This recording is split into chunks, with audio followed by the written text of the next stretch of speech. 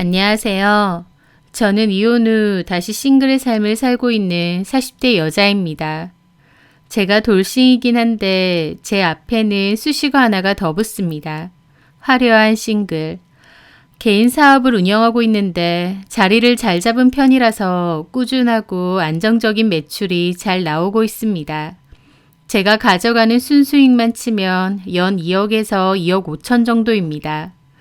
저희 부모님은 결혼식장과 뷔페를 운영하셨어요.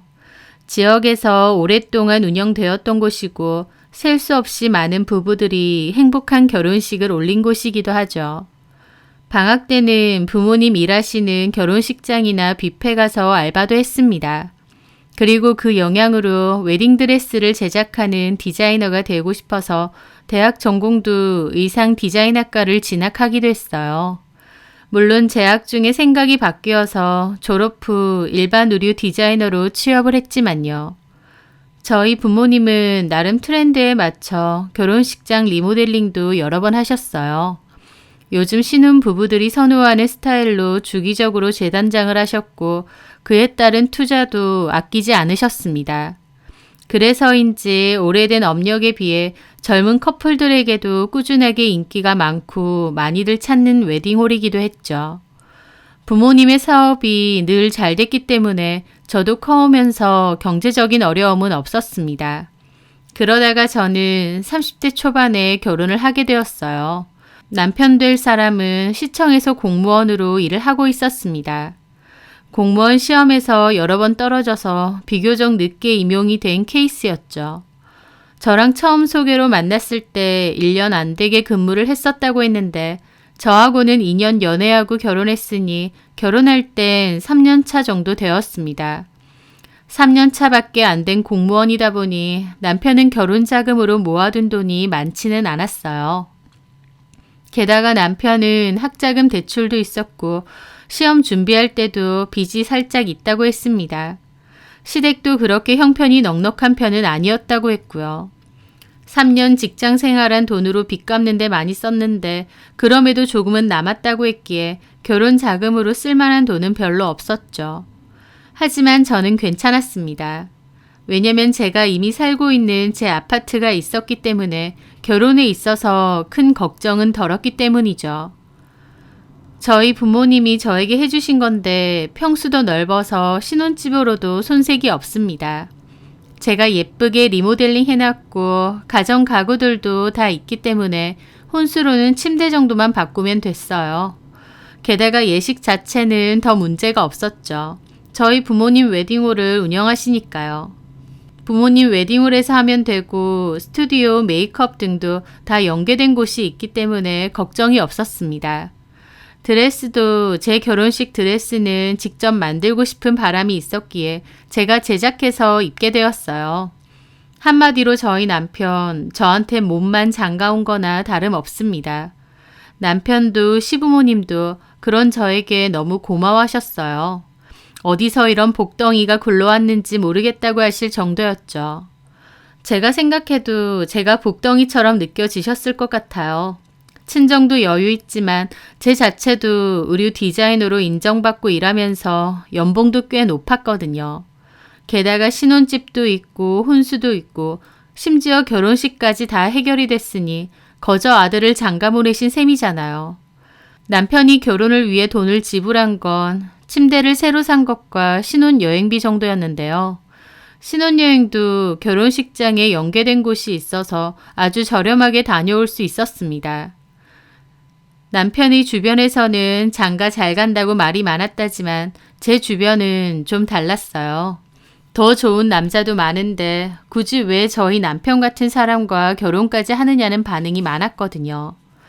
저는 그 남자가 좋아서 결혼까지 생각했지만 일반적으로 볼 때 능력 좋고 돈 많고 잘나서 와이프를 호강시켜줄 남자는 아니었으니까요. 하지만 그런 게 뭐가 중요하냐고 생각했습니다. 저는 남편 그 자체가 좋았고 성격도 잘 맞았어요. 같이 대화하거나 시간을 보내는 게 즐거웠기에 남들이 뭐라고 해도 결혼도 하고 싶었습니다. 남편 월급이 적어도 내 월급이 많으니 괜찮고 오히려 내가 여유가 되니까 모자란 돈 때문에 아등바등 안 해도 돼서 다행이라고 생각했죠. 게다가 남편도 시부모님도 저를 이렇게 복덩이처럼 생각하고 예뻐해 주시는데 뭐가 문제겠나요? 앞으로도 이렇게 예쁨 받고 사랑받는 아내이자 며느리로 얼마든지 행복하게 살아갈 수 있었습니다. 결혼하고 4년이 될 때까지 좋았습니다. 남편하고도 알콩달콩 잘 지냈고 시부모님하고도 아무 문제가 없었어요. 오히려 저를 몹시 좋아해 주셨죠. 둘 다 별다른 문제가 없음에도 이상하게 아이가 안 생기는 것이 좀 스트레스이긴 했지만 그것도 시간이 해결해 줄 거라고 믿었습니다. 시부모님이 그런 걸로 저에게 압박을 주시는 일도 없었고요. 시부모님이 저를 예뻐해 주시니 저도 그만큼 잘하려고 했어요. 자주 찾아뵙고 선물도 잘했습니다. 신혼여행 다녀와서 어머님께 명품 가방을 선물해 드렸는데 어머님이 자기는 이런 거 처음 가져본다며 놀라시더라고요. 그러면서 저한테 많이 비싸지 않느냐고 얼마냐고 자꾸 물어보시는 거예요. 처음에는 그냥 선물이니까 말씀 안 드리려고 했는데 어머님도 자기가 이 가방의 가치는 알고 들어야 되지 않겠냐며 물어보셔서 600 정도 한다고 말씀드렸습니다. 제 기준에서도 비싼 가방인 건 맞는데 예단 예물 다 생략하기로 했기에 어머님께 선물차 드린 거기도 했어요. 그런데 어머님은 그 말에 입이 떡 벌어져서 못 담으시더군요. 600? 이 가방이 그렇게 비싼 거야? 워낙 신상이기도 하고 이 브랜드 안에서도 좀 고가 라인이거든요. 세상에 이게 600짜리라고? 어머님은 가격 얘기를 듣고는 가방을 잡는 것도 망설여 하시더라고요. 600이라니 세상에 너무 무리한 거 아니냐? 이제 저도 가족 됐으니까 잘 부탁드린다는 의미로 선물 드리고 싶었거든요. 부담 가지지 마시고 많이 드세요. 이런 건 최대한 많이 들어야 본전 찾는 거예요, 어머님. 그래? 좋긴 좋은데 고급스럽고 예쁘고 근데 600이라니 이걸 내가 들어도 되나 몰라. 그럼요. 어머님한테 잘 어울리세요. 한번 거울도 보세요. 저는 일부러 어머님을 모시고 전신거울 앞으로 갔습니다. 어머님은 얼굴이 살짝 상기돼서 가방을 들어보시더라고요. 좋은 거라서 확실히 다르긴 다르다. 엄마, 그거 하고 있으니까 무슨 재벌집 사모님 같아. 아유, 장난치지 마. 옷꼬라지가 이 모양인데 무슨. 하면서도 어머님도 기분 좋아 보이셨어요. 어머님이 좋아하시는 걸 보니 선물을 드린 저도 좋더라고요. 어머님은 그 뒤에 가방 아낀다고 잘 안 드시는데 제가 억지로 캐주얼한 옷차림에도 잘 어울리니까 자주 들고 다니시라고 그랬죠. 저는 어머님께 가방뿐만 아니라 옷도 자주 사드렸습니다. 제가 일하는 회사에서 중년 여성분들이 입으실 만한 고가의 여성 의류 브랜드도 있었는데요. 제가 직원 할인이 됐거든요. 그래서 그런 옷들도 어머님께 종종 사다 드렸죠. 어머님은 네 덕에 이런 것도 입어본다며 싱글벙글 하셨습니다. 누군가에게 선물을 줬는데 그 사람이 좋아하면 주는 사람도 너무 행복하고 기쁘잖아요. 어머님께 선물을 드리는 제 마음이 딱 그랬습니다. 좋아하시는 게 눈에 보이니까 기분 좋고 보람차더라고요. 물론 아버님한테도 종종 선물도 드렸고요.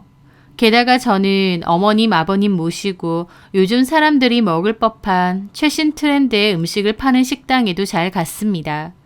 이국적인 음식을 파는 식당이라던가 젊은 사람들한테 특히 인기 있는 레스토랑 같은 곳도 말이죠. 어머님, 아버님은 그런 거 잘 모른다고 하셨지만 제가 나서서 어머님, 아버님, 새로운 음식도 드셔보시고 새로운 것도 해보시고 그래야 돼요. 자꾸 안 해본 걸 도전해보고 그래야 뇌도 더 건강해진다잖아요. 아휴, 우리 세련된 며느리 덕에 우리가 늙어서 호강한다. 하시면서 좋아하셨습니다. 저희 부모님 건강식품 살 때도 시부모님도 꼭 같이 사서 보내드렸고 먼저 말하지 않으셔도 좋은 물건, 필요한 물건이 보이면 제가 알아서 보내드렸죠. 무뚝뚝한 남편 대신 살갑게도 대했고요. 저는 그런 식으로 나름 시부모님께 잘했습니다. 결혼해서 이제 한 가족이 되었다 생각했기에 내 부모님이다 생각하고 진심을 다한 것이었어요. 그래서 4년 동안 시부모님과는 그렇게 잘 지냈던 거고 자기 부모님을 잘 챙긴다며 저에게 늘 고마워하던 남편이었습니다. 그런데요, 세상에서 제일 무서운 게 사람이라고도 하잖아요. 저는 경험상 그게 무슨 말인지 알겠습니다. 믿었던 사람에게 뒤통수를 맞으면 그 충격의 여파가 굉장히 오래 가는 것 같아요. 사람들이 결코 내 마음과 같지 않았구나. 나는 이 사람들에게 진심이었을지언정 이 사람은 아닐 수도 있구나.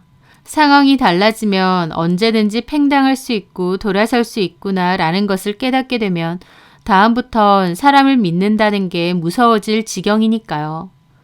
저에게 무슨 일이 있었냐고요? 결혼 생활도 4년이 넘어갔을 때쯤입니다. 그맘때 저희 친정 부모님은 상황이 별로 안 좋으셨어요. 요즘 트렌드가 또 비혼이다 보니 갈수록 결혼하려는 커플 자체가 없어지는 추세이기도 한데 아무래도 웨딩홀을 운영하는 부모님의 사업에도 영향이 많았습니다. 결혼하려는 사람들은 꾸준히 줄어들었지만 그럼에도 불구하고 나름 잘 버티고 계셨는데 오히려 그런 불황 속에서도 주변에는 약간의 시간차를 두고 웨딩홀이 2개씩이나 더 생기게 된 것이었어요. 하나는 유명한 뷔페 체인 회사에서 운영하는 웨딩홀이었고 나머지 하나는 야외 결혼식 느낌을 표방하면서 결혼식 중에 천장이 열리고 풍선을 날리는 이벤트까지 하는 최신식 시스템의 웨딩홀이었습니다. 저희 부모님도 나름 리모델링을 한 번씩 하면서 저희 웨딩홀도 세 단장을 해오신 것도 맞고 뷔페도 늘 음식 수준이 좋게끔 노력하셨어요. 하지만 뭔가 거대한 흐름 속에서 도태되기라도 하듯 부모님의 웨딩홀은 점차 예약도 줄게 되었고 상담 손님도 눈에 띄게 줄게 되었습니다. 아무리 부모님이 리모델링을 한다 한들 기본적으로 오래된 곳이기에 다른 웨딩홀보다 경쟁력이 떨어지는 것은 어쩔 수 없었습니다. 그래서 할인 이벤트도 진행하고 가격도 많이 낮췄지만 그럼에도 예전 같은 상황은 어렵더라고요. 평생 운영해왔던 사업이 내리막길을 타게 되니 부모님 속도 참 안 좋으셨겠죠. 그러던 와중 저희 아버지가 좀 대대적인 공사를 진행하고 싶어 하셨습니다.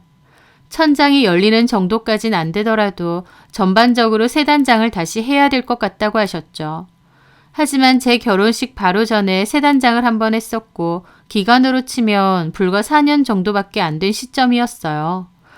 그때도 꽤나 큰 자금을 들여서 바꿨었고 그 투자 비용을 다 회수하지도 못한 시점인데 아빠는 또 변경을 해야겠다고 생각하신 거죠. 나름 규모가 있는 웨딩홀을 전반적으로 바꾼다는 건 자금도 엄청 많이 드는 일이었고 무엇보다 그 사이에는 영업은 아예 할 수 없으니 손해가 컸습니다. 하지만 저희 아버지는 결혼 비수기 시즌에 맞춰 공사를 해서 타 웨딩홀과의 경쟁력에서 밀리고 싶지 않아 하셨습니다. 엄마는 반대하셨지만 아빠는 완강하셨어요. 한때는 저희 지역에서 가장 인기 있는 웨딩홀이기도 했는데 그때의 명성을 다시 찾고 싶으신 것 같기도 했습니다. 결국 아빠는 대대적인 공사를 강행하셨는데 문제는 아예 다른 분위기로 연출을 원하셔서 기존에 오래 작업을 해오던 업체가 아니라 새로운 업체에 일을 맡기셨어요. 나중에 알게 됐지만 그 새로운 업체에서도 저희 아빠를 열심히 꼬신 것 같더라고요. 하여튼 웨딩홀이며 뷔페까지 전반적인 공사를 진행하셨고 그 과정에서 예산이 생각 이상으로 더 들어서 대출까지 받으셔야 했죠. 그런데 그렇게라도 잘 끝났으면 다행인데 공사 진행이 절반 정도 이루어졌을 때 공사업체에서 사기 비스무리하게 당하셨다는 걸 알게 되었어요. 아빠랑 처음에 얘기했던 대로 공사가 진행되지도 않았고 추가적인 비용 요구도 심했습니다. 게다가 공사 자체도 아마추어가 아니한 기본도 제대로 이루어지지 않은 부분도 많았고요. 그 업체는 상습적인 업체인지 법을 교묘하게 이용하면서 빠져나가려 하더군요. 아빠는 결국 오랜 다툼 끝에 그 업체를 상대로 고소도 했고 그 바람에 리모델링은 무기한 연기가 되었습니다. 당연히 웨딩홀 영업도 무기한 정지가 되었죠. 그렇게 시작된 법적인 다툼으로 부모님은 상당히 많이 힘들어하셨고 그만큼 돈도 많이 나갔죠. 무엇보다 제일 심각한 건 저희 웨딩홀이 망했다는 소문이 급속도로 퍼진 것이었어요. 재단장 한다고 했는데 사실은 무리한 공사를 진행하다가 망했다더라 라는 소문이 일파만파 퍼진 것이죠. 웨딩홀이라는 게 이미지도 중요한데 망했다는 소문이 그렇게 퍼지면 나중에라도 누가 저희 웨딩홀에서 결혼식을 하려 하겠나요? 저희 아버지는 그 일로 살도 쭉쭉 빠지시고 스트레스로 대상포진까지 올 정도셨습니다. 지켜보는 저도 너무 힘들고 아빠가 걱정이 되었죠. 그런데 저를 더 힘들게 한 건 그맘때쯤 슬슬 변하기 시작한 시부모님과 남편의 태도였습니다. 초반에 저희 어머님은 저희 아버지 사업이 별로 안 좋다는 얘기를 들으시곤 저를 많이 걱정해 주셨어요. 우리가 사업에 대해서 잘 알지는 못해서 뭐라 말은 못하겠지만 그래도 다 잘 될 거다. 그러니까 너도 너무 힘들어하지 마. 가뜩이나 마른 애가 살 더 빠지겠다. 사돈도 참 걱정이고 너도 걱정이야. 저는 괜찮아요, 어머님. 아휴, 그 씩씩하던 애가 너무 걱정 말어. 아버님이 어련히 알아서 잘 하시겠어? 평생 결혼식장 운영하시던 분인데. 그렇겠죠? 저희 아빠 잘 헤쳐나가시겠죠? 그럼. 그러니까 너도 건강 잘 챙기고 아버님도 잘 챙겨드려. 어머님도 그렇고. 네, 고맙습니다, 어머님. 나한테 뭐가 고마워. 우리가 뭐 도와줄 것도 없고 미안하다 오히려. 이렇게 저 위로해 주시고 응원해 주시는 것만으로도 저 너무 힘나고 감사해요. 아휴, 우리가 그런 거라도 해야지. 가족 아니니. 네. 어머님의 진심 어린 걱정은 위로가 되었고 정말 감사했습니다. 비록 친정 부모님이 힘든 사정에 빠지긴 했지만 그래도 또 다른 가족이 응원해주고 지지해주고 있으니 버틸만 하다고 생각했어요. 그런데 시간이 갈수록 저희 부모님의 상황이 별로 나아지지 않을수록 시부모님의 태도도 조금씩 달라졌습니다. 고소건은 아직도 해결 안 됐어? 네, 그 업체도 보통 지독한 게 아니라서 언제 끝날지도 모르겠어요. 이길지도 모르겠고. 그런 사람들이 또 법은 기가 막히게 잘 알아서 빠져나갈 방법 다 궁리해 놓잖아요.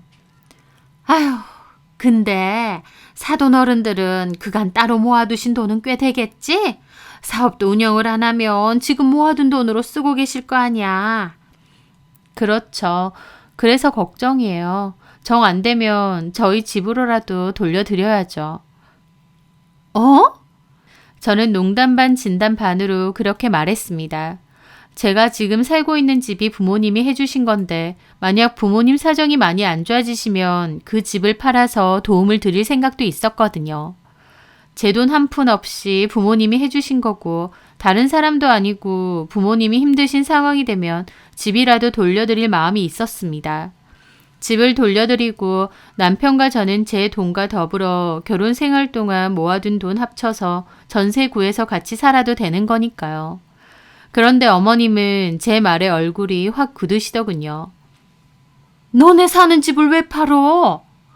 당장 판다는 게 아니고 저희 부모님이 사정이 너무 안 좋아지시면 그렇게라도 해야 되는 거 아닌가 싶어서요. 아니, 부모님이 주아한테 주신 거잖아. 주아 소유 아니야? 그렇긴 하죠. 근데 무슨 집을 판다 그래? 이미 주셨으면 그만이지. 하면서 정색하며 강조하시는데 묘하게 서운하더라고요. 제가 진짜 당장 집을 판다는 게 아니라 저희 부모님 사정이 안 좋아지면 그렇게라도 해야 되는 게 아닌가 싶은 말을 한 거거든요. 가족끼리 더군다나 부모님 일이니까요. 그런데 어머님은 정색하시면서 손사래를 치셨어요. 저도 살짝 기분이 상하더라고요. 근데 애초에 저희 부모님이 저한테 증여해 주신 집이라서요. 그러니까 그러면 더더욱 주아 거잖아. 주아 너는 지금 우리 상현이랑 같이 살고 있고 갑자기 집을 팔면 뭐 어디 가게. 이럴 때일수록 집은 더 잘 들고 있어야 된다. 우리 집이 크고 여유라도 있으면 들어오라고 하겠지. 근데 그것도 아니잖아. 따로 적금 모아둔 것도 있고 그러니까 빌라 전세 같은 거 구해도 되고요. 에? 이런 크고 비싼 아파트 살다가 빌라 전세? 우리 상현이야 뭐 남자니까 묻어내서 그럴 수도 있는데 주아 너는 못 견딜걸? 저요? 저 괜찮은데.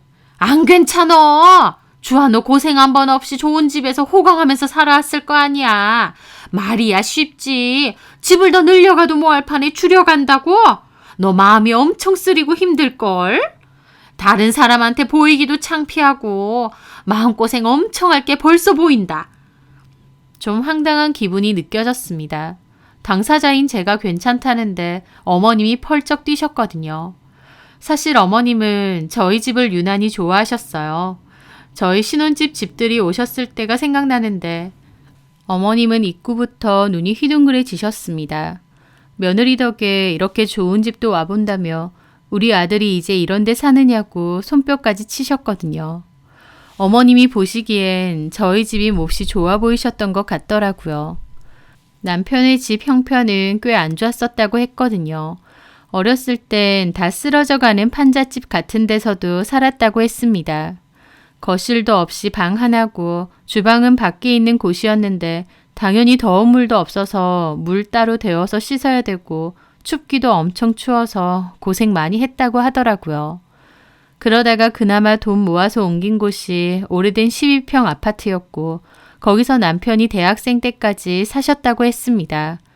그 후에는 지금도 사시는 24평대 아파트로 옮기신 거라고 했죠.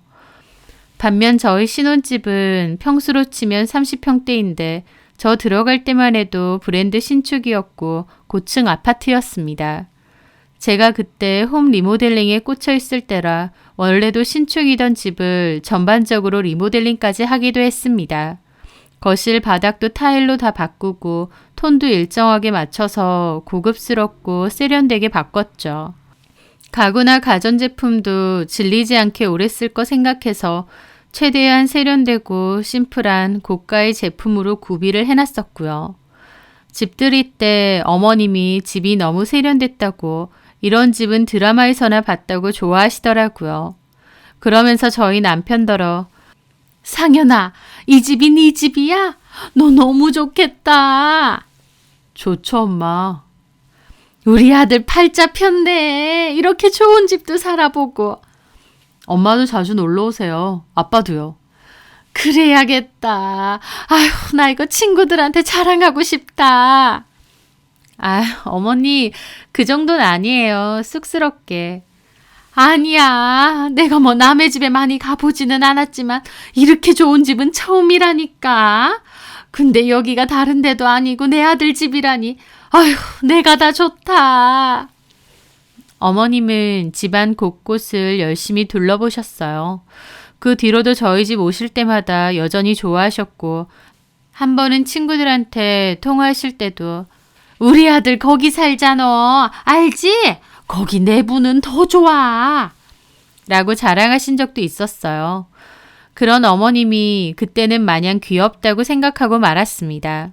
그런데 이제 와서 제가 그 아파트를 여차하면 팔 수도 있다고 하니 어머님은 정색하면서 말리시는 거였죠. 주아야, 물론 부모님 일이긴 한데 너 이것도 알아야 된다. 결혼했으면 너는 출가 외인이야. 네? 출가 외인 무슨 말인지 알지? 내 말은 뭐 옛날처럼 출가 외인이라고 친정도 가지 말아라 그런 게 아니라 결혼했으면 이건 네 재산이다 그거야. 어쨌든 부모님이 넣어주셨고 네 명의잖아. 그럼 네 거야. 부모님 사정 안 좋아졌다고 집 팔겠다고 해봐라. 세상 어느 부모가 그래 좋다 집 팔아서 놔줘라 그러겠어. 절대 안 그런다. 우리만 봐도 그렇게 안 해. 게다가 이제 상현이랑 같이 사는 거잖아. 그럼 아무리 네 명의라고 해도 네 맘대로 결정하고 판단하면 안 되는 거야. 같이 사는 남편은 뭐가 되니? 물론 상현 씨랑 상의하죠. 당연한 거지. 근데 내 말은 상이고 자시고 일단은 이 집을 팔아서 부모님한테 도움을 주고 어쩌고 그런 생각을 말라 그거야. 이건 너만의 집이 아니라니까. 그리고 부모님 사업 일은 부모님이 어련히 알아서 하시겠지. 라고 하시는 겁니다. 한마디로 내 아들이 이 집에서 잘 지내고 있으니 이 집은 손대지 말아라 그 뜻이잖아요. 저는 그렇게 말하시는 어머님에게 서운함이 느껴졌습니다. 물론 결혼했고 남편도 같이 사는 집이니 제 마음대로 하는 건 아니겠지만 가족끼리 사정이 힘들어지고 어려워지면 도울 수도 있는 거 아닌가요?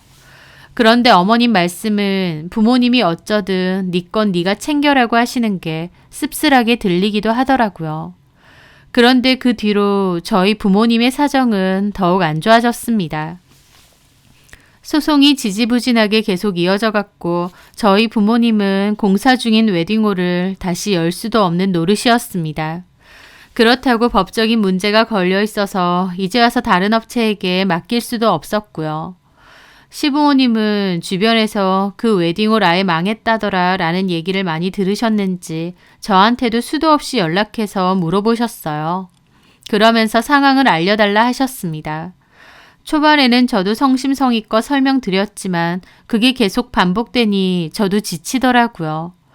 어머님은 주변에서 그런 말을 들을 때마다 불안해서 견딜 수가 없다면서 자꾸만 같은 얘기를 물어보시는 거였어요.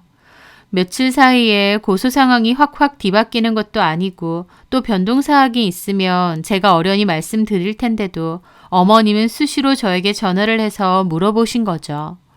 그러다가 한 번은 너네 집 이렇게 쫄딱 망하는 거 아니냐며 한숨 쉬시더라고요. 저는 그런 말씀도 다 너무 상처가 되었습니다. 게다가 한 번은 아버님 대출 같은 것도 좀 있다고 하지 않으셨어? 네, 맞아요. 그건 괜찮아? 저는 정확히 모르겠어요. 제 대답에 어머님은 큰일이라도 난 양 손을 휘저으시더라고요. 내가 못 산다. 이러다가 우리 상현이한테까지 피해 오는 거 아니니? 네? 아니, 사위인데다 공무원이잖아. 행여나 장인 빚 때문에 우리 상현이 직장에까지 빚쟁이들 찾아가고 그런 거 아니야?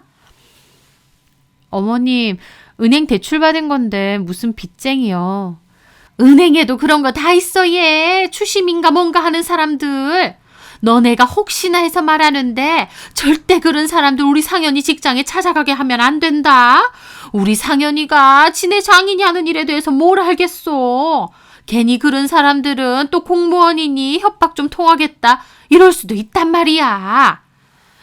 라고 말하시던데 자기 아들 피해 입을까 봐 저토록 걱정이시구나 싶었습니다. 그럴 일 없다니까요, 어머님. 혹시 모르니까 사돈 어른한테 단단히 일러둬. 절대 사위한테까지 피해 끼치는 일 없게. 그 말 듣는데 진짜 정이 떨어지더라고요. 아무리 결혼으로 엮인다 한들 나는 그동안 잘하고 산다 한들 남은 남이구나. 나는 그냥 남일 뿐이구나 라는 것을 느꼈죠. 그러던 무렵 아버님 생신 때문에 시댁에 갔을 때였습니다. 평소처럼 제가 예약을 하려고 했고 저번에 좋아하셨던 식당을 또 예약했어요. 그렇게 시댁으로 시부모님을 모시러 갔고 제가 말씀드렸습니다. 제가 예약해 두었으니까 바로 가시면 됩니다. 어디? 저번에 아버님이 그 일식 코스 요리 나오는 곳 좋아하셨잖아요. 거기요. 그 말에 어머님이 입이 떡 벌어지더라고요. 거기를 예약했어? 거기 비싸잖아. 한 명당 15만 원짜리 아니야? 그래도 아버님 생신이시고. 됐다. 얘는 집이 망해가는데 아직도 정신을 못 차려. 라고 하시는 겁니다. 저 그 말에 너무 놀라 일시정지가 되었습니다. 에이, 엄마. 무슨 말을 그렇게 해. 내 말이 틀렸어? 주아야, 너 이제 그렇게 하면 안 돼. 너네 집 망했다는 소문이 온 동네방네 다 퍼졌어. 근데 무슨 한 사람에 15만 원이나 하는 그런 데 가자는 거야. 얘가 아주 정신을 못 차렸네. 너 이제 그렇게 하면 안 돼. 사치 좀 그만 부려. 내가 전부터 좀 거슬리긴 했는데 얘가 완전 허영기만 가득해가지고 라고 하시는 겁니다. 그 말에 저 너무 상처받았습니다. 아버님 생신이라서 모처럼 좋은 곳 모셔가려고 한 게 욕먹을 짓인가요? 게다가 예전에 모시고 갔을 땐 절대 이렇게 말 안 하셨어요. 세련된 며느리 덕에 이런 데도 와본다며 오히려 저를 칭찬하셨습니다.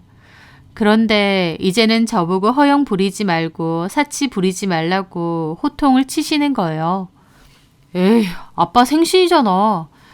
생신이라고 해도 적당한 데를 가야지. 집은 망했는데 씀씀이는 여전하면 어쩌자는 거야. 결국 이런 돈에 네 월급도 포함이잖아. 공무원 월급도 하나인데. 됐고 여기 집 앞에 있는 한정식 집 가자. 거기 반찬도 잘 나오고 가격도 괜찮아. 니네 아빠도 거기 좋아해. 당신도 괜찮지? 나야 뭐 아무거나 먹어도 되지 뭐. 용돈이나 주면 좋고. 용돈은 준비했어요. 그럼 됐어. 뭐 거기나. 주아가 말한 그런 데는 비싸고 양만 작지. 하셨습니다. 예전엔 분명히 분위기도 좋고 음식 맛도 좋다고 하셨는데 상황이 바뀌니 시부모님 두 분 다 저를 나무라시는 것 같았어요. 저는 그냥 아무 말 하지 않고 시부모님을 따라갔습니다. 그날이 계기였던 것 같습니다.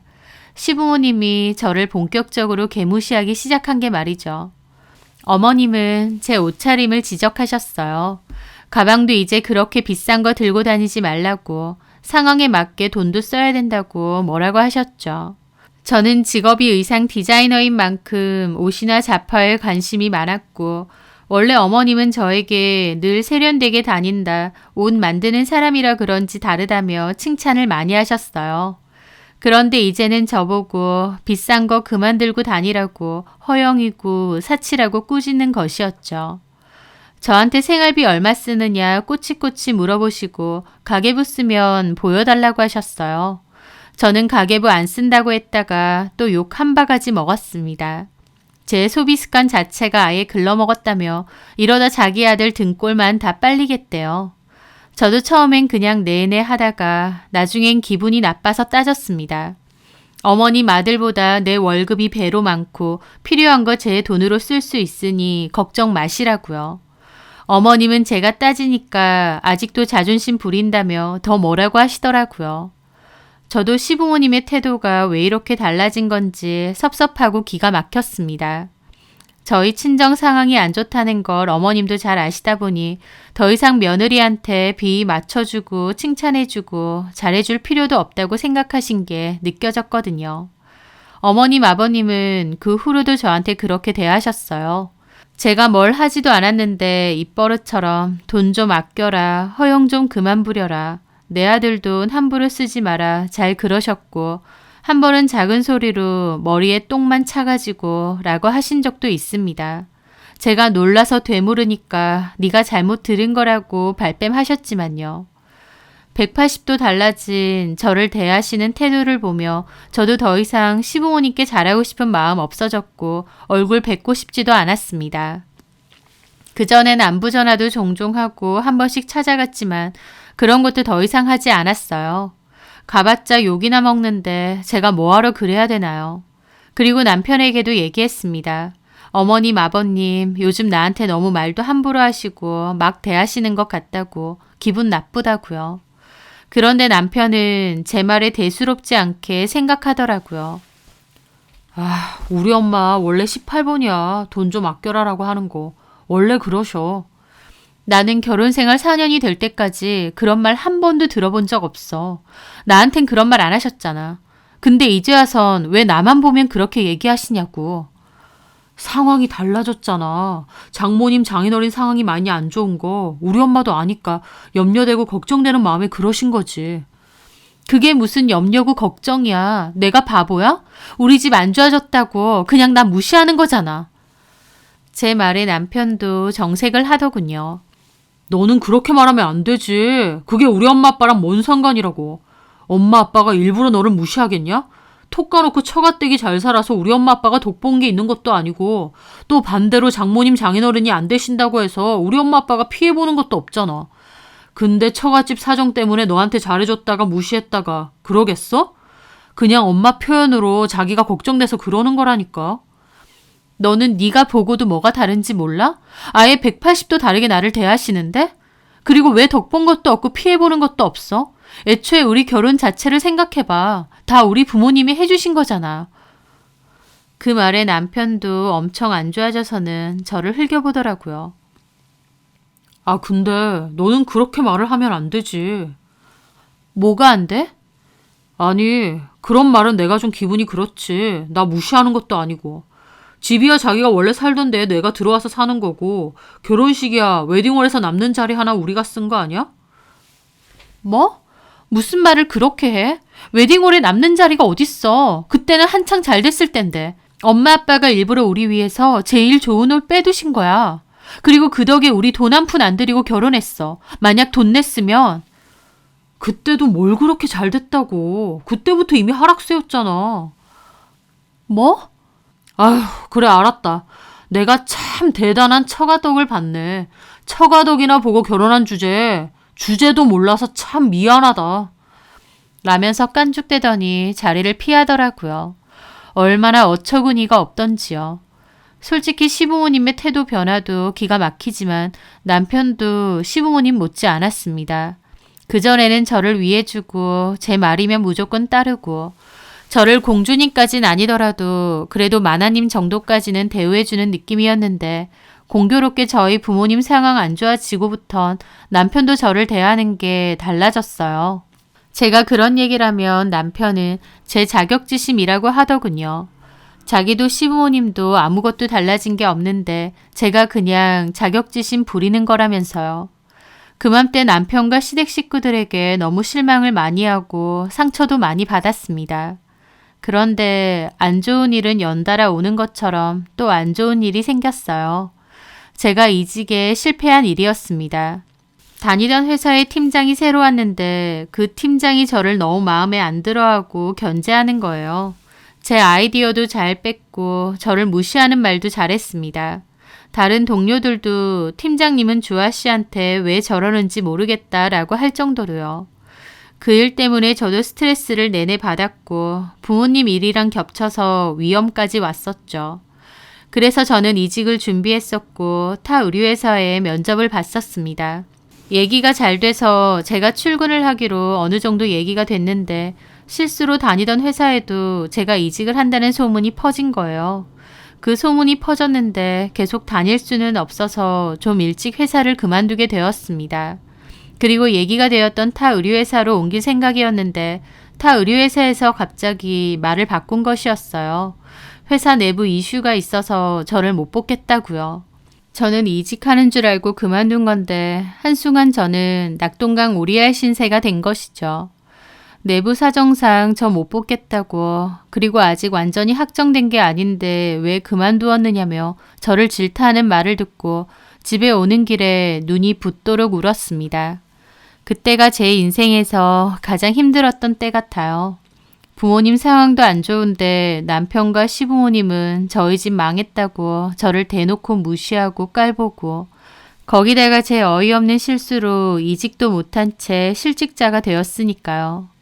제가 실직을 하게 되었다는 소식에 시부모님과 남편은 난리가 났습니다. 이제 직장까지 잘렸느냐면서요. 저를 무슨 죄인 취급하셨죠. 남편도 괜히 제 가방이나 옷 같은 거 툭툭 거리면서 이런 거 이제 다 팔라고 생활비도 모자랄 지경인데 이런 게 다 무슨 소용이냐고 하기도 했습니다. 저는 자존감도 완전 바닥을 쳤고 여태까지 평탄하던 내 인생과 상황이 이렇게 안 좋아지나 싶기도 했습니다. 그러다가 결정적으로 우연히 남편이 통화하는 걸 듣게 되었어요. 그날은 제가 작은 방에서 사업 계획안을 짜다가 책상에 엎어져서 깜빡 잠이 든 날이었습니다. 남편은 약속이 있다고 어디 나갔었고요. 그러다가 얼핏 선잠에서 깼는데 남편이 통화하면서 집에 들어오는 소리가 들리더라고요. 몰라, 집에 없어. 어디 나갔나 봐. 친정 간 것 같기도 하고. 그러는 겁니다. 남편은 제 얘기를 누군가에게 하는 듯 했습니다. 뭘까 싶어서 저는 방문에 귀를 대고 가만히 듣고 있었죠. 아, 몰라. 엄마 말 듣고 나서 보니까 요즘 왜 저렇게 꼴 보기 싫은지 몰라. 그러는 소리를 들었습니다. 제 욕을 하는 게 분명했죠. 저는 방문을 살짝 열고 봤더니 남편은 바닥에 신문지 깔고 앉아서 발톱 정리하면서 폰은 스피커폰으로 바꿔놓더라고요. 그 바람에 저도 통화 내용 다 들었죠. 걔네 집 계속 안 좋아? 똑같지 뭐. 아니 그러게 걔네 아빠는 뭔 사업을 그렇게 무리하게 한다니. 멀쩡한 웨딩홀을 다 때려부신다고 했을 때 나는 이렇게 될 줄 알았다. 나도 그래. 아니 그거 자꾸 고쳐댄다고 요즘 웨딩홀들한테 이길 수 있냐고. 아 진짜 노인네가 고집은 더럽게 세가지고 여태까지 잘 해먹었으면 놓을 줄도 알아야지. 적당히 돈 좀 쳐준다는 사람한테 웨딩홀 넘겼어야지. 누가 산다고 했었어? 내가 알기론 그런데 지금은 글러먹었지. 아휴 내가 미친다 정말. 너 돈 많은 집 사이 됐다고 얼마나 좋아했는데 개뿔 괜히 너한테까지 불똥 튈까봐 걱정이야. 빚도 많이 졌다는데. 뭐 그러기야 하겠어? 아무래도 별로 안 좋아. 게다가 네 와이프도 일 그만뒀잖아. 엄마 생각에는 너네 처갓집 단단히 망조가 된 것 같다. 망조? 그래 완전 망하는 길만 남은 거지. 주아걔는 일은 구하고 있대? 아니 그만둔 김에 지 사업해본다고 하던데. 아이고 지네 아빠랑 똑같네 똑같아. 사업은 개뿔. 걔도 사업병 제대로 들었나 보다. 너는 그러라고 했어? 지가 한다는데 어떡해. 너 그러지 말고 엄마가 생각해봤는데 걔랑 그냥 갈라서라. 에? 갈라서라고? 듣고 있는데 저 기가 차서 헛웃음이 나올 지경이었습니다. 갈라서는 것까지는 좀. 침몰하는 배에는 같이 타고 있는 거 아니야 이 바보야. 걔네 아빠 소송 언제 끝날지 모르지? 주아 걔는 회사 그만두고 이제는 뭐 사업한다고 그런다고? 그게 잘 되겠어? 사업은 아무나 해? 지네 아빠 그렇게 되는 거 보고도 걔는 정신 못 차리는 것 봐라. 나는 걔 처음부터 그럴 줄 알았다. 부잣집에서 오냐오냐 커가지고 돈 씀씀이 해프고 돈 무서운 줄 모르는 것도 그렇고 말이야 바른 말이지 몇백만 원짜리 가방을 그렇게 턱턱 사는 게 보통 정신머리냐고. 사치가 좀 심하긴 했지. 요샌 안 그러지만. 사람이 쓰는 것도 점점 더 커지지 절대 줄어들진 않는 법이야. 걔가 그 사치하는 버릇이 어디 가겠어? 이대로 가다가 네 등골만 빨아먹히는 거야. 그뿐이야? 까딱하다가 네가 처가 식구들 먹여 살려야 될지도 모른다고. 니네 처가 앞으로 망하는 길만 남은 것 같은데. 어? 내 얼굴 얼마 되지도 않는데? 엄마가 보기엔 그 집은 글러 먹었다. 너까지 피해 입을 것 같아. 게다가 너네 사이에 애도 없고 주아개가 임신도 못해서 가뜩이나 마음에 안 들었는데 너네 그냥 갈라서라. 그리고 너는 새 장가 들어. 너네가 애가 있는 것도 아니고 또 번듯한 공무원 아니야. 우리 아들 인물도 좋은데 마음 먹으면 얼마든지 장가 들지. 아, 그래도 좀. 어디 잘 생각해봐. 계속 그러고 살다가 너만 개고생하고 결국 끝나봐라. 네 손해야. 하루라도 젊을 때 새 장가 드는 게 낫지. 너네 처가댁이 이제 뭐 받아먹을 것도 없을 거고 네가 뒤치다거리 안 하면 다행인 수준인데. 아, 엄마 말 들으니까 그건 진짜 싫은데. 게다가 주아 걔가 전에 뭐라는 줄 알아? 너네 사는 집도 그냥 자기 부모한테 돌려주고 싶댄다. 어? 이 집을? 걔가 그렇게 지 마음대로야. 그 집 말고 뭐 하나 볼 거 있니? 근데 딱 봐도 사정 안 좋아서 여차하면 지네 부모한테 넘길 것 같더라. 아, 엄마 말 듣고 보니 나 진짜 좀 생각해 봐야겠어. 내가 남의 식구 뒤치다거리 하려고 힘들게 공부해서 공무원 된 것도 아니잖아. 내 말이 그 말이야. 저 그 순간 도저히 못 참고 밖으로 나왔습니다. 남편은 제가 갑자기 작은 방에서 나오니 손에 들고 있던 발톱깎이까지 날리면서 놀라더군요. 집에 있었어? 아무 소리도 안 들렸는데? 그래, 나는 너랑 어머님 하는 통화가 아주 잘 들리더라고. 아, 자기야, 그게 아니라. 어머님이 하신 말씀 잘 들었습니다. 저랑 저희 부모님을 그렇게 생각하셨나 보네요. 제 말에 어머님 아무 말씀도 안 하시더군요. 통화가 끊기기라도 한 양 조용했습니다. 저희 집 망조 들었으니까 이혼이요? 네, 해드릴게요. 그래 이혼해. 원하는 대로 이혼해줄게. 자기야.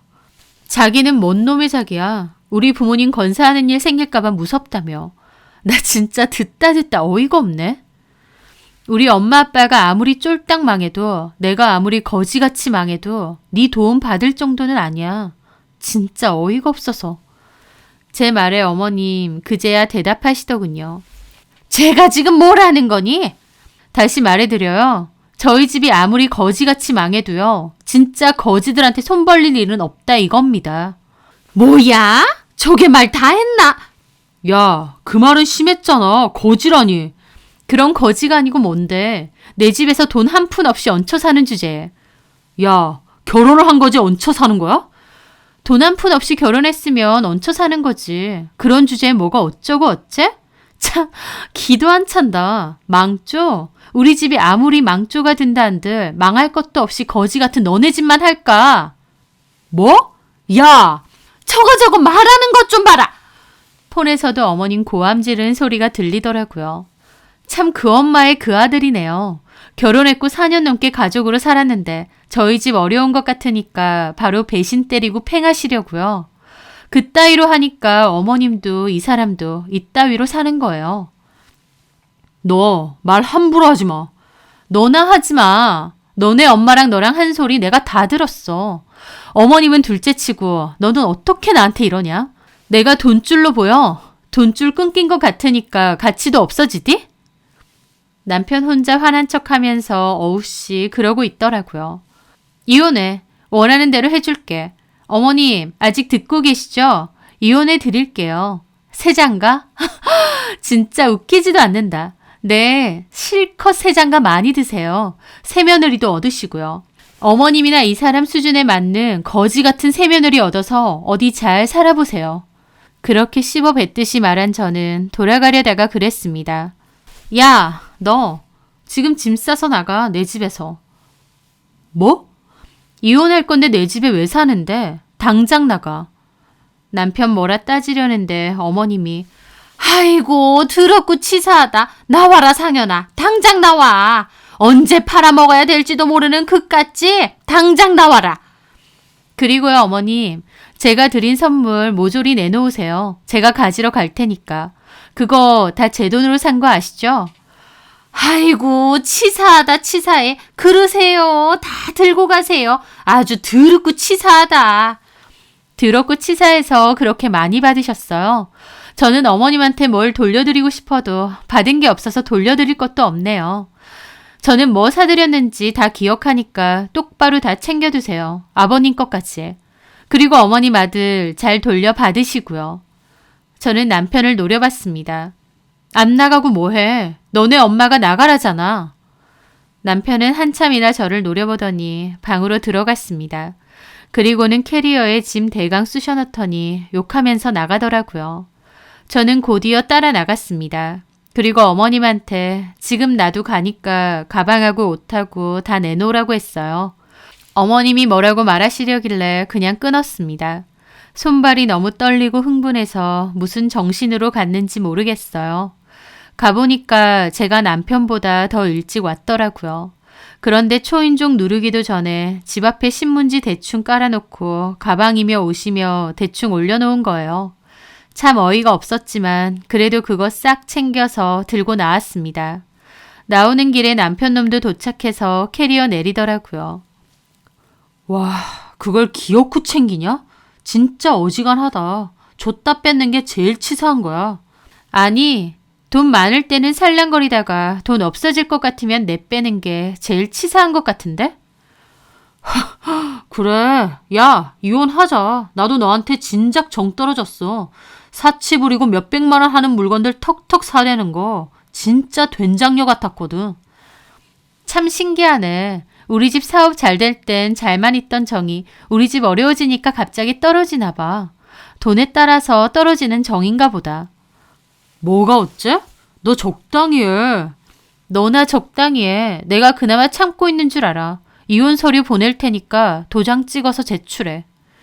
그리고 제 차로 가려는데 남편도 망해도 자존심은 있나 보네 하면서 들어가더라고요. 저는 이를 바득바득 갈면서 차에 탔습니다. 시어머니한테 받아온 옷을 조수석에 던져놓고 한참이나 시동을 걸 수 없었어요. 그때의 그 기분은 지금도 잊혀지지 않습니다. 아마 저는 그때 밑바닥을 친 것 같습니다. 상황도 밑바닥이었고 감정도 밑바닥이었어요. 정말 더 내려갈 수도 없는 그런 기분이 느껴졌거든요. 그런데 참 웃긴 게 오히려 그 정도의 밑바닥인 감정을 느끼면 반등이 쉬워집니다. 오냐 그래 나는 보란듯이 잘 될 거고 보란듯이 너네 무시해 줄 거다. 어디 두고 봐라. 그렇게 생각했죠. 저는 남편을 쫓아낸 집에서 준비 중이던 제 사업에 박차를 가했습니다. 저는 언젠가 제 디자인 브랜드를 만들고 싶다는 오랜 꿈이 있었어요. 그런데 제가 입지가 없다 보니 제 디자인 옷을 사줄 사람이 만무했습니다. 그래서 초반에는 도매에서 질 좋은 옷을 떼어서 파는 쇼핑몰을 시작했어요. 비록 떼어서 파는 옷이라 할지언정 제가 추구하는 스타일이 있고 질이 좋은 옷들을 선별해서 쇼핑몰을 꾸몄죠. 그러면서 제가 디자인한 제품도 꾸준히 제작했습니다. 당연히 초반에는 잘 안 됐습니다. 판매량이 거의 없었어요. 하지만 저는 맨 땅에 헤딩한다 생각하고 노력했습니다. 잠도 3시간 정도밖에 안 잤죠. 쇼핑몰의 구색을 갖추고 나서 SNS에서 옷 잘 입고 인기 많은 인플루언서들에게 일일이 DM 보내고 협찬 보내주고 제 개인 SNS 계정도 활발하게 운영하면서 옷을 홍보했습니다. 제 옷이 도매 상품이라고 해도 좀 독특하고 흔치 않다 보니 서서히 반응이 오기 시작했어요. 저는 적극적으로 이벤트도 진행하면서 옷을 판매했고 스마트 스토어도 같이 론칭해서 라이브도 진행했습니다. 그러는 와중 제가 디자인한 옷도 하나씩 선보이기 시작했어요. 초반에는 소량만 주문 생산식으로 찍어내면서 팔았는데 나중에는 일반 옷보다 제 디자인 옷이 훨씬 인기가 많아졌습니다. 제가 나름 유명 옷 브랜드 출신 디자이너인데다 회사 다닐 때도 실력을 인정받고 다녔기에 제 디자인에 자신이 있었어요.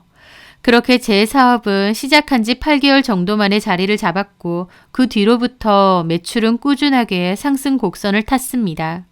그러다가 결정적으로 유명한 패션 유튜버가 따로 협찬도 안 했는데 제 옷 예쁘다고 홍보 영상을 찍어주었고 그걸 계기로 저희 매출은 수직 상승했어요. 그렇게 사업적으로는 승승장구하는 와중에 남편과는 협의 이혼을 진행했고 둘 다 이혼에 동의를 했기에 기본 조정 기간만 거치고 바로 마무리되었습니다. 재판장에 나오지도 않았기 때문에 얼굴도 제대로 못 보고 그렇게 끝이 났죠. 저는 그때까지도 마음속에 분노가 활활 타고 있었어요.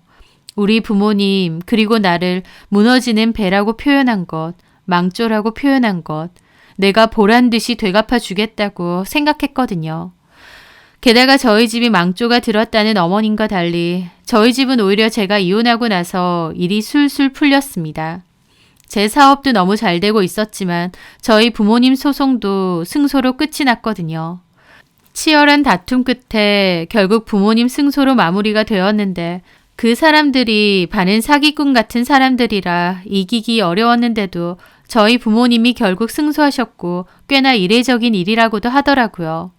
저희 부모님은 공사 대금 및 피해 보상 받으셨고 그걸로 다른 업체 컨택해서 다시 공사를 진행하셨습니다. 이번에는 확실한 데서 여러 번 확인하고 진행을 하셨죠. 그렇게 몇 개월에 걸려 대대적인 리모델링도 끝이 나고 재오픈도 하셨습니다. 오픈 이벤트로 파격 할인도 내걸고 뷔페 체험단 서비스로 입소문이나 홍보에 박차를 가했어요. 그 웨딩홀 망한 줄 알았는데 아니었다더라. 훨씬 좋아졌고 가격도 괜찮아졌다더라. 라는 입소문과 함께 다시 상담을 하러 오시는 분들도 점차 늘어났습니다. 저희 부모님과 저도 어두웠던 길이 끝나기라도 한 양 다시 좋아지기 시작했죠. 제 입장에선 결혼하고 저희 집이 안 좋아졌고 이혼하고 좋아졌다 보니 오히려 그 집 때문에 우리 집까지 망조가 들었었나 보다 싶을 정도였고요. 그렇게 3년이 넘는 시간이 흘렀는데 하루는 저희 아빠에게 아주 웃기는 얘기를 들었습니다. 저희 부모님은 돈이 없어서 결혼식을 올리기 힘든 커플들 사연을 받아서 추첨을 통해 1년에 2번 정도 결혼식을 공짜로 진행해주는 이벤트를 하시는데요. 1등은 한 커플을 뽑아 무료로 결혼식을 올려주고 2등은 2커플을 뽑아 무료 스드메 제공, 3등은 3커플을 뽑아 무료 뷔페 이용권을 제공해 줍니다. 꽤나 인기 많은 이벤트라서 응모자가 많은데 직원들이 1등, 2등, 3등 사연을 뽑아서 통보를 했고 저희 아빠도 사연을 뒤늦게 확인하셨다는데요. 그런데 3등 사연의 주인공 하나가 바로 어떤 여자와 더불어 저희 전 남편이었던 겁니다. 사연을 보낼 때 커플 사진도 같이 첨부를 하는데 전 남편의 얼굴이 있다 보니 저희 아빠가 보시다가 몹시 놀라셨대요. 재혼을 하나보다 싶어서 사연을 읽어봤는데 내용이 아주 가관이었습니다. 전 남편의 여자친구가 보낸 사연의 내용인즉슨 자기가 공무원인 남자친구와 결혼식을 준비 중인데 예비 시아버지 되는 사람이 사기를 당해서 남자친구가 힘들게 모은 결혼 자금을 다 날렸다. 그래서 남자친구가 공무원들이 이용할 수 있는 무료 예식장에서 결혼을 하자는데 나는 거기서 안 하고 싶고 여기서 하고 싶어서 이렇게 남자친구 몰래 신청을 했다. 그 남자는 짧은 결혼 생활을 끝내고 재혼을 하는 사람인데 상처가 많은 사람이다. 그래서 예쁜 결혼식장에서 새 출발하고 싶다. 꼭 뽑아주셨으면 좋겠다. 라고 적혀 있었습니다. 저희 아빠 그거 보는데 어이가 없었다며 저한테 알려주셨어요. 그 사연을 통해 저랑 이혼하고 전 시부가 사기를 당했다는 것도 알 수 있었고 전 남편이 이혼하고 3년 만에 재혼을 한다는 것도 알게 되었어요. 그리고 이번 결혼도 돈 한 푼 없이 개털로 하는구나 라는 것도 알게 되었죠. 돈이 없는데 왜 자꾸 결혼을 하는지 참 이 인간들은 여전하구나 생각했습니다. 그런데 얼마 뒤 부모님을 잠깐 뵈러 웨딩홀에 갔다가 주차장으로 내려왔을 때였어요. 엘리베이터에서 내렸는데 누군가 주차장에서 신랑이를 버리고 있는 겁니다. 가만 들어보니 너나 올라가라고. 나는 여기 안 올라간다고. 그리고 왜 그런 사연을 보내? 쓸데없이. 그냥 무료 결혼식장 하면 된다니까. 그리고 꼴랑 뷔페 입장권 2장 얻으려고 여기로 오고 싶냐? 여기 뷔페 2장만 해도 얼만데. 왜 이렇게 궁상을 떨어 너너? 말 다 했어? 오빠가 돈이 없으니까 내가 궁상 떠는 거란 생각은 안 해? 야, 그럼 돈 많은 남자 만나. 나 돈 없는 거 몰랐냐? 아버님이 다 날려먹었잖아. 그 얘기를 왜 해 여기서? 됐고 그 뷔페 입장권인지 뭔지 빨리 올라가서 네가 받아오라고. 올라가서 같이 먹고 오자. 받은 김에. 미치겠네. 나 안 간다니까. 그런데 가만 들어보니 남자 목소리가 너무 낯이 익은 겁니다.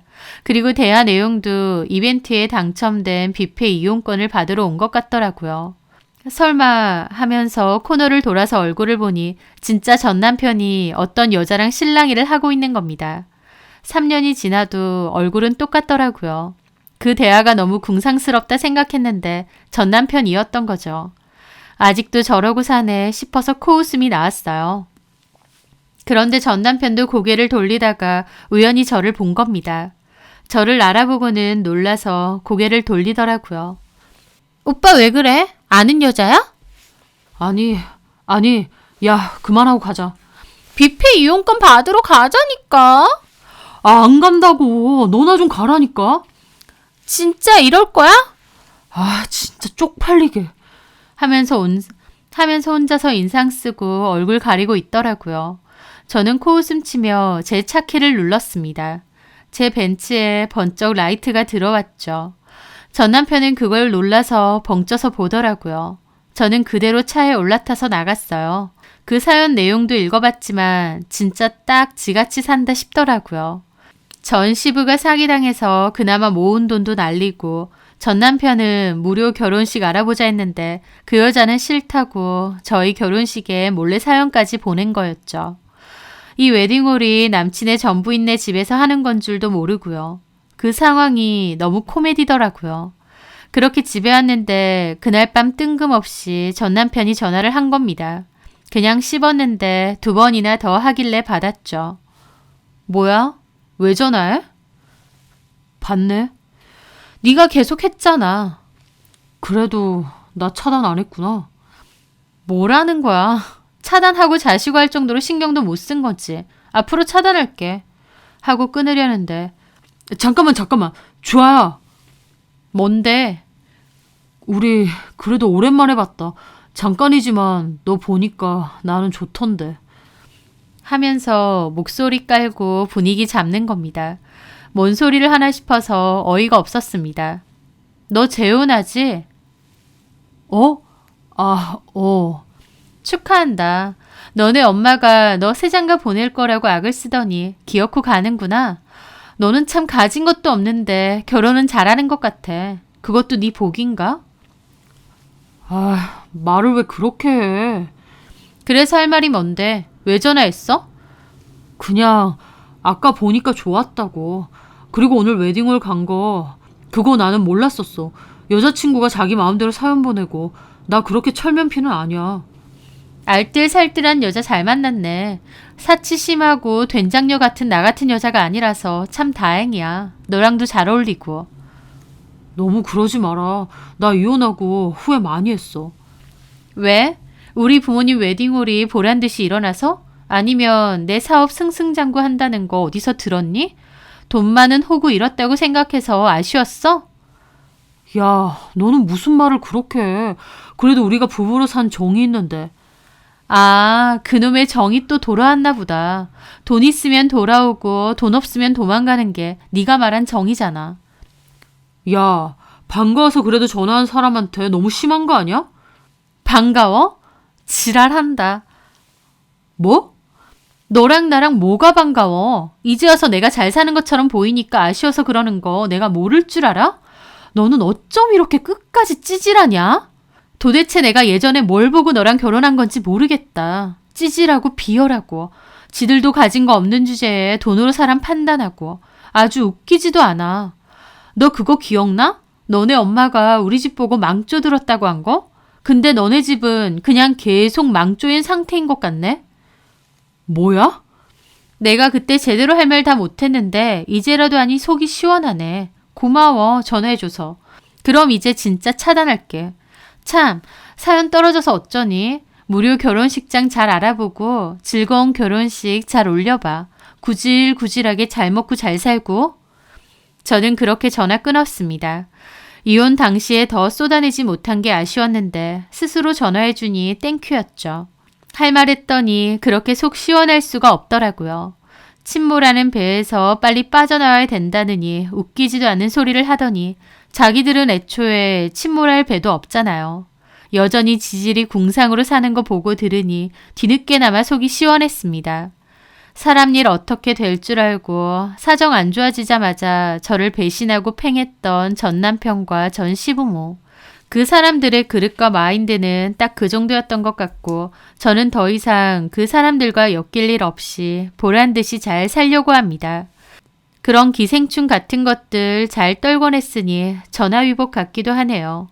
제 사연 들어주셔서 감사합니다.